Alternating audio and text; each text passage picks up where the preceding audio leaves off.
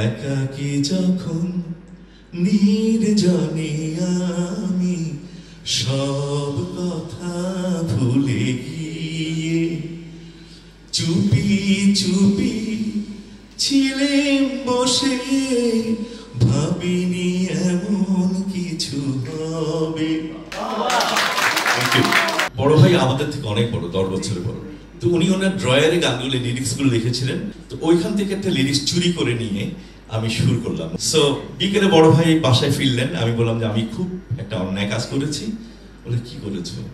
আমি বললাম আপনার লিরিক্স ছিল, হেনা ভাইয়ের লেখা কিছু লিরিক্স ছিল আপনার ড্রয়ারে, ওখান থেকে একটা লিরিক্স চুরি করে নিয়ে আমি সুর করেছি। বলে কি বলো, তাই নাকি? আমি যে হ্যাঁ। তখন সাথে বলতে শোনাও আমাকে। তো আমি হারমোনিয়াম বাজিয়ে শোনালাম, উনি আমাকে জড়িয়ে ধরলেন, বলে এত ভালো হয়েছে, তোমাকে অনেক দোয়া করি, তুমি অনেক বড় শিল্পী হবে। গানটা এখনো রিলিজ হয়নি আনফরচুনেটলি।